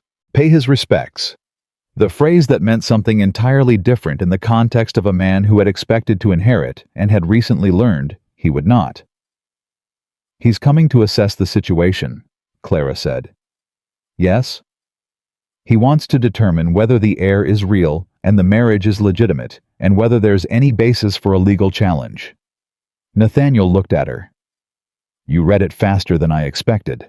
I have been managing accounts for people who didn't want to be managed for 6 months, she said. "I recognize a document that means one thing and says another." She set the letter down. "When is he coming?" "He says January, after the new year." "The baby will be here by then?" "Yes." "Then we will have a child and a functioning household and a stable estate, and his legal basis for anything will be precisely nothing." Nathaniel looked at her for a moment. "You're not worried." "I didn't say that." She met his gaze. "I said his legal basis will be nothing. That's different from saying he won't try." He nodded slowly. Edward is not a bad man. He had expectations and they have been altered. I understand that. But his understanding of his options may not align with reality. Then we make sure reality is very clear when he arrives. Clara said, "A healthy child, a competently managed estate, a marriage that appears..." She paused. "A marriage that is." The pause had been involuntary, and she knew he heard it. Nathaniel held her gaze for a moment longer than the sentence required. "Yes," he said, "a marriage that is." She picked up the letter, folded it, and set it back on his desk with the decisive neatness of a woman closing a matter. "Write him a cordial reply. Invite him for the last week of January. By then," she pressed one hand briefly to her stomach, "the situation will be entirely unambiguous." Nathaniel watched her hand. His expression did something she didn't look at long enough to name. "All right," he said. She stood to go, and then stopped at the door and turned back. "Nathaniel, the estate, the financial situation, is there anything I should know? About its actual stability, if he intends to make a legal argument, He'll need grounds, and grounds sometimes means. The estate is sound, Nathaniel said. More sound than it was 6 months ago, in fact. A pause. Your household adjustments have had a larger impact than I anticipated. Clara absorbed this. How much larger? Enough that when I presented the annual summary to my solicitor last month, he asked what I'd changed in my management approach. His expression was carefully neutral, but underneath it was something that might have been pride, and it was directed at her. I told him I had new staff. She looked at him for a moment. New staff, she repeated. You are the mistress of this estate, he said with a simplicity and directness that landed like a stone in still water. What you've done here, the accounts, the tenants, the household, Clara, I want you to know I see it, all of it. I have seen it for some time, and I should have said so sooner. She stood in the doorway and held the weight of that of finally being seen by the person whose eyes had most mattered and who had been looking elsewhere for so long. Thank you, she said. Her voice was steady, but only because she had a great deal of practice making it so. It's the truth, he said. Not a compliment. The truth. She nodded. She left. In the hallway outside his study, she stood for a moment with one hand pressed flat against the wall, breathing carefully the way she had learned to breathe through things that were too large to process immediately. Then she went back to the sitting room and picked up her pen and worked, and let herself feel it anyway. The fever came without warning in the 3rd week of December, which was the cruelest kind of arrival in the deep cold of a Virginia winter night, when Clara had finally been sleeping better, and the baby was active and strong, and everything had seemed tentatively to be proceeding with something close to grace. She woke at 3 in the morning, burning. Mrs. Pemberton found her when she came to check at 5, as had become her custom. She took one look at Clara's face, felt her forehead, and went for Nathaniel without stopping to dress properly, which told Clara more about the severity of her own condition than any medical assessment could have. Nathaniel was there in under 2 minutes. Morton, he said to whoever was behind him, which was Thomas, who had already been sent. And then he was at Clara's side, and his hand was on her forehead, and his face was doing the thing it had done in the Beaumont carriage. And Clara thought distantly through the fog of the fever, he really does not hide it any more. I'm all right, she said by reflex. You have a fever, he said. Stop saying you're all right. It's not, Clara. He sat on the edge of the bed and took her hand and held it in both of his and looked at her with an expression that was past pretense, past management, past every careful defense he had spent his adult life constructing. Please stop trying to reassure me. Just stay still. Morton is coming. Just stay still. She stayed still. He did not let go of her hand. Morton came and assessed and said it was not the child again, thank God, but a winter fever that had taken several people in the county, and that needed to be managed carefully given her condition. He prescribed treatments, temperatures, teas, rest, and left a list of instructions with Mrs. Pemberton, and another with Nathaniel, and told them both that with proper care she would recover fully within a week. With proper care, Nathaniel repeated in the tone of a man who intended to constitute proper care himself if necessary. Sleep warmth fluids, Morton said, and no disturbances. She needs to rest, Nathaniel, which means... I'll stay, Nathaniel said. Morton looked at him. She needs quiet. I'll be quiet, Nathaniel said in a way that communicated that this was not a point for discussion, and Morton, who had 30 years of experience recognizing when a man had made a decision that could not be redirected, simply nodded and left. He stayed, not in the chair across the room. In the chair pulled close to the bed, the same position as after the assembly, and Clara drifted in and out of the fever's particular strange consciousness, and found him there each time reading, sometimes working, sometimes just sitting with her hand in his, and his eyes on her face, with an expression she finally, in the clouded honesty of illness, admitted she recognized. On the second night, deep in the fever, she said something she did not intend to say. She knew she said it because she heard herself from some distant observing place and felt the particular horror of having no control over her own mouth, and then felt something past the horror because she was too tired to maintain horror for long. She said half into the pillow, half into the dark. Why was the child enough, but not me? The silence that followed was very long. When she surfaced again, hours later, or minutes, she wasn't certain Nathaniel was still there. His hand was still over hers. But something in the room had changed, a charge in the air, a weight in the silence that hadn't been there before. "I heard you," he said, quietly. No preamble. Clara closed her eyes. "I didn't mean to say that. I know." His thumb moved over her knuckles very slowly. "The answer is that there is no version of that where I was right. There is no—" He stopped. When he continued, his voice was lower and more careful, the voice of a man who has had several hours to prepare what he was going to say and is still finding it difficult. "I told myself I was protecting the estate. I told myself that was enough. I told myself you had what you'd agreed to security comfort a position. I told myself—" "You told yourself a great many things," she said, an echo of what he'd said to her himself weeks ago. "Yes." He let out a breath. All of them true, in a very small accountant's ledger sense. None of them. Clara, I treated the ledger as if it were the whole of the thing. As if you were a line item. As if the fact that you had what you'd been promised meant I had given you what you needed. A pause. "I didn't see you." The fever made everything both duller and more direct. She didn't have the energy to soften or deflect. "No," she agreed. "You didn't." "I do now," he said.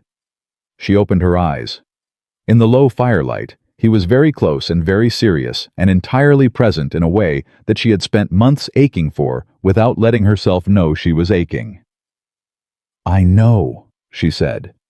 "It's not enough," he said. "Seeing now doesn't—" "It's not nothing either," she said. "Nathaniel, stop prosecuting yourself. I'm sick and I'm tired and I just need—" She stopped. "What?" he said. "Tell me what you need." She looked at him for a long moment.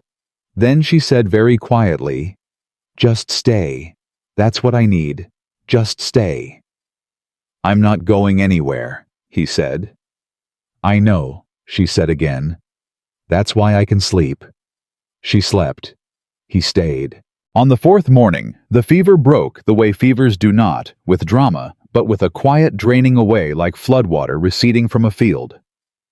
Clara woke to find the room cool and clear, and her own mind her own again, sharp and present, and Nathaniel asleep in the chair beside her, with his coat still on, and his head tipped back, and his face in sleep younger and more open than she had ever seen it in waking.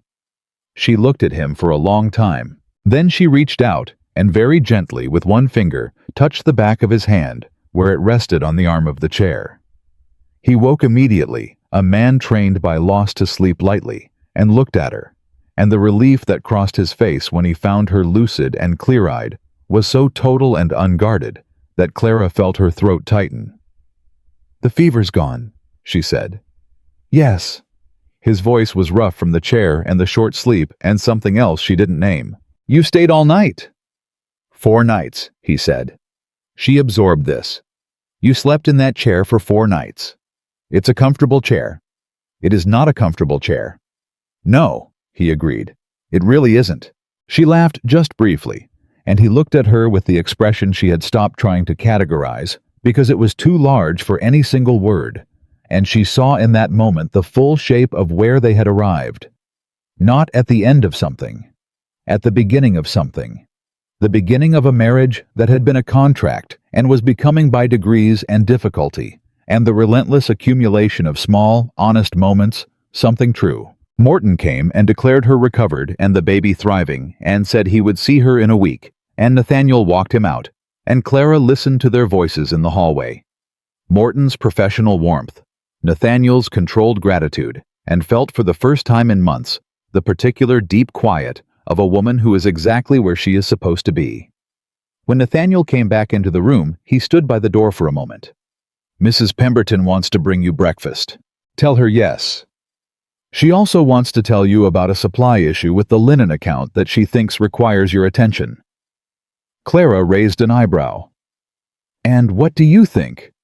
"I think," Nathaniel said, that the linen account has been mismanaged for 3 years and survived, and it will survive another week while you recover. A pause. But I told her I would ask, because if I simply told her no, she would tell you anyway, and you'd insist on reviewing it from bed. I would, Clara confirmed. I know. He came fully into the room and sat back down in the chair that had been his for 4 nights, and looked at her with an expression that was past the emergency of the fever and into something steadier and more permanent. How are you feeling, truly? Hungry, she said. Tired. Glad to be in my right mind. Good. He hesitated. Then he said, while you were feverish, the second night, you said... He stopped. I know what I said, she said. I heard myself. I want to answer it properly, he said. Not just in the night to a woman half asleep. I want you to hear me when you're... He gestured at her meaning, when you're yourself. Clara waited. You were never not enough, he said. That is the answer. The heir, the succession, that was never because you were inadequate. That was because I was afraid, and I turned fear into procedure, and I made you pay for it. He held her gaze steadily. You were always more than enough. You are. A breath. You are the most capable, most clear-eyed, most genuinely good person I have known. And I treated you like a solution to a legal problem, and I am... Don't say sorry, she said softly. I know you are. I've known for weeks. I just needed to hear the rest of it. He looked at her. The rest of what? The part you just said, she said. That I was enough. That it was never about me. Her voice was very level, but her hands were not quite still in her lap. I needed to hear that. He reached across and covered her hands with his, the deliberate choice it had become, and said, You've been enough since the day you walked in and asked Maddie about the supplier accounts at 6 in the morning. You knew about that. Maddie told me. She was... He paused. She was concerned you were going to be difficult. Am I difficult? Enormously, he said. It is one of your best qualities. Clara looked at him for a moment. This man she had married like a transaction who had stayed 4 nights in an uncomfortable chair and covered her hands with his and told her she was enough, and she felt something in her chest that had been held very carefully for a very long time begin quietly and without ceremony to let go. Nathaniel, she said. Yes. I think... She stopped, started again. I think I should tell you something. He waited the way he had learned to wait. I don't want to go back, she said. To how it was, to the careful dinners and the good nights at the door, and the... She paused. I don't want any of that back. I want this. Whatever this is that we've been becoming. She looked at him directly. I want to know if you want it too. The silence was not long. Yes, he said. Simply, fully, without qualification. Yes, Clara, I want it too. She nodded. She looked down at their hands and then back up at him and said, Good, then we'll build it properly, from here. From here, he agreed. Outside December was pressing against the windows with its cold and its dark, and January was coming with the cousin from Maryland and the birth of the child and all the rest of the difficult consequential things that life in an imperfect world required.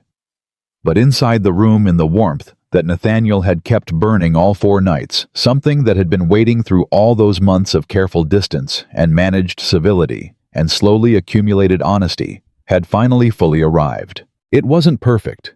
It wouldn't be. But it was real, and it was chosen, and it was theirs. And in the end, that was the only kind of love worth having.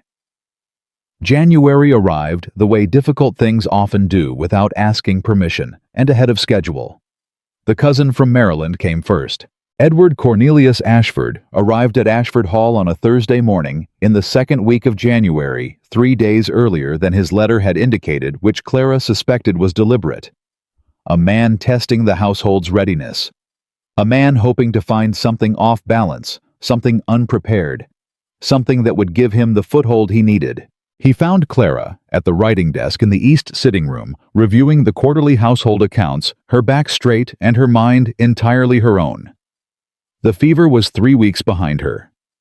The baby was 2 weeks from its time, by Morton's best estimate. She was tired in the deep bone-level way of a woman in the final stretch of a difficult pregnancy. But she was present and sharp, and she had known this visit was coming. She had prepared. Mrs. Pemberton showed Edward Ashford in with the careful neutrality of a woman who had served this house for 20 years and had very strong opinions about who belonged in it. Edward was 40, heavy-set, with the look of a man accustomed to being significant in rooms where other people were less so.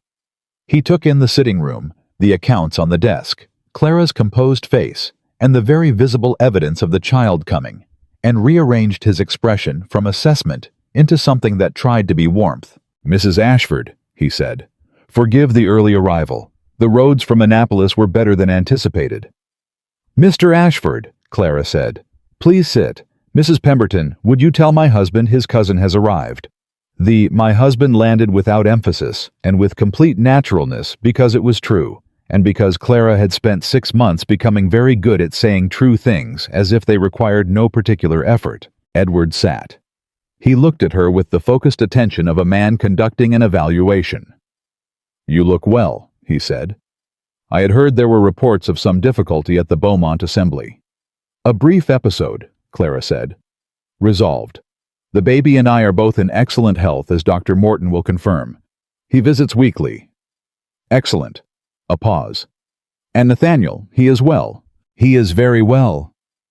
She folded the account she had been working on with quiet efficiency and set it aside. "He will be with us shortly. In the meantime, may I ask your journey from Annapolis? How long do you intend to stay in Albemarle County?" The directness landed on Edward like a small wind. She saw him recalibrate, adjust his expectations of who he was dealing with. "A week, perhaps. I have business matters to discuss with Nathaniel. Estate matter succession questions." "The succession is not a question," Clara said pleasantly. "But I understand the impulse to confirm that in person. It's a long way to come for a letter." Edward looked at her. For a moment, the warmth attempt slipped and something more calculating showed underneath it. "You are very frank, Mrs. Ashford." "My husband values efficiency," she said. "It has become a habit." Nathaniel walked in at that moment, and the shift in the room was immediate and complete. He came in with the particular authority of a man entirely at home in his own space, shook his cousin's hand with the cordiality of a man who has nothing to defend, and sat beside Clara in a way that was not theatrical but was entirely clear. Beside, not across from. Beside. "Edward," he said, "you're early. The roads were good." "Yes." Nathaniel glanced at Clara, and something passed between them that required no words, an acknowledgement, a check, a small private confirmation that all was well. "We're glad you've come. Clara, has Pemberton arranged a room?" "The blue guest room," Clara said. "South-facing, warmer." "Good." Nathaniel looked back at his cousin with an expression that was courteous and entirely immovable. "We'll have dinner at 6. You can rest from the journey." Edward, who had arrived expecting to find a household he could assess and a marriage he could interrogate, found instead 2 people who were entirely comfortable with each other, entirely settled in their home, and entirely untroubled by his presence.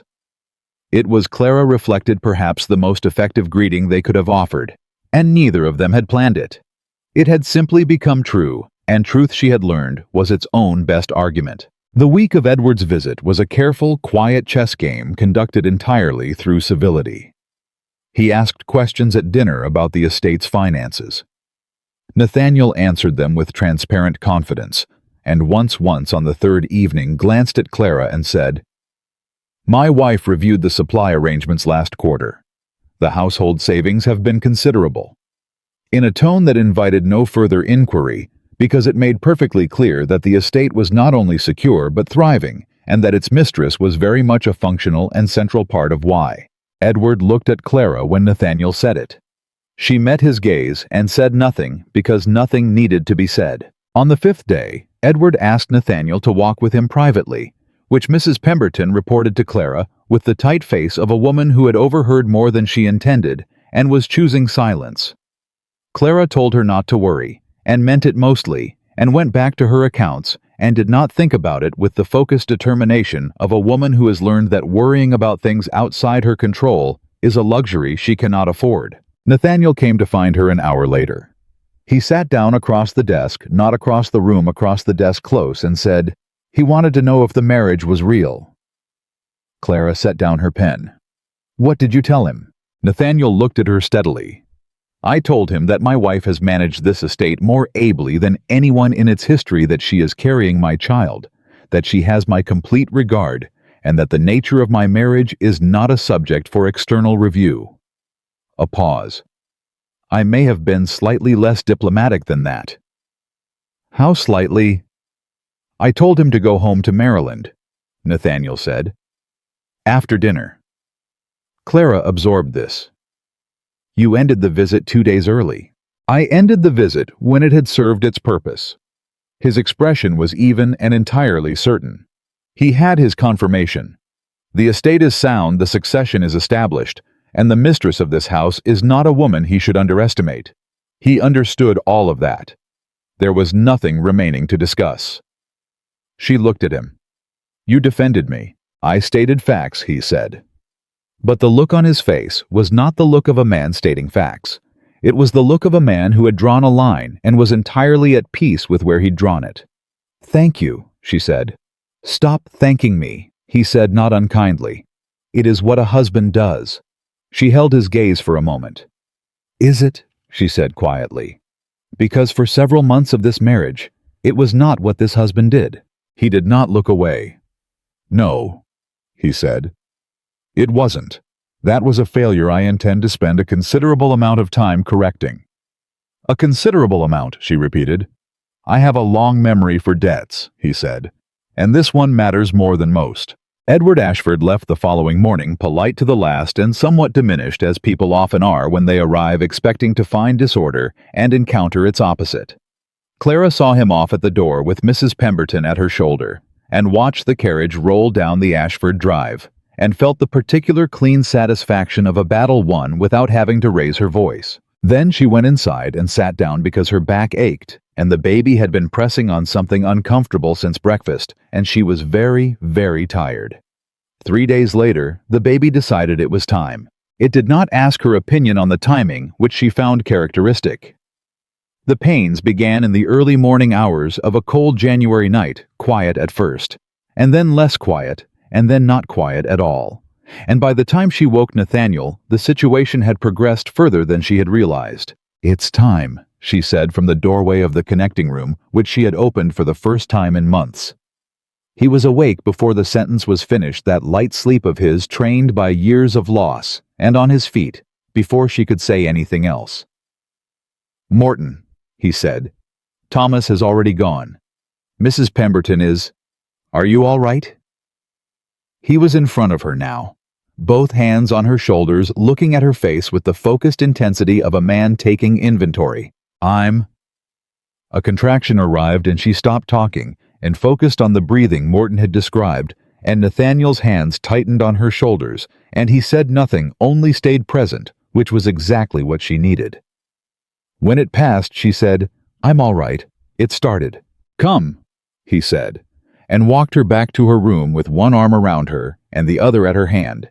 And Mrs. Pemberton was already there with the preparations Morton had specified, and everything moved with the organized speed of a house that had been quietly readying itself for this night for months. Tradition held that a man waited outside. Mrs. Pemberton told Nathaniel this with the directness of a woman who knew perfectly well he was not going to comply and had decided to inform him of the convention anyway for the record. He looked at her. Then he looked at Clara. "I'm staying," he said. Mrs. Pemberton pressed her lips together. "Mr. Ashford." "Abigail." Clara's voice was strained but clear. "Let him stay." Mrs. Pemberton looked between them, and then did what sensible people do when two determined individuals have reached an agreement. She accepted it and moved on to more productive activities. The hours that followed were the longest of Nathaniel Ashford's life, and he had lived through some long ones. He stayed beside her. He held her hand when she needed it, and stepped back when she needed space, and said nothing when silence was what was called for, and said "I'm here" when it wasn't. And Clara labored through the January night with the same focused, relentless competence she brought to everything, which did not make it less hard, but made her feel less alone in it, which was the thing she had needed most for longer than she could count. At one point, deep in the worst of it, she turned her head and found him there, and said through her teeth, "You should have told me months ago." He understood her perfectly. "I know," he said. "I'm sorry." "You're forgiven," she said immediately, because she was too tired for anything else and because it was true. "Don't let go." "I won't," he said. He did not. The baby arrived in the deep cold hour before dawn, announced by the particular silence that follows, a very long effort, and then the cry, sharp and strong, and entirely certain of its own presence, that broke that silence, open. A boy. Nathaniel stood at Clara's side and looked at his son, red-faced and furious and perfect, and the expression on his face was one that Clara, exhausted and wrung out, and more present than she had ever been, would carry with her for the rest of her life. It was not the expression of a man who had secured his inheritance. It was not the expression of a man whose estate was now protected and his legal concerns resolved. It was the expression of a man who had just understood something for the first time, and would never be the same for having understood it. "Clara," he said. His voice was not controlled. It was not even close to controlled. "I know," she said. She was crying, which she had not planned and did not attempt to stop. "I know." Morton said the birth had gone well.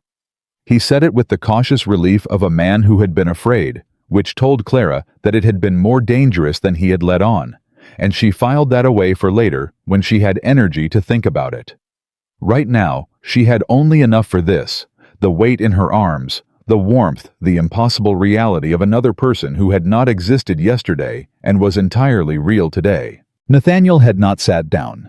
He stood at her side with one hand on her shoulder and looked at the child in her arms with an expression that kept shifting, as if his face had not yet found the right configuration for what he was feeling. "Thomas Ashford," Clara said. Nathaniel looked at her. "I thought Thomas," she said. "After—" She paused. "I don't know. It felt right."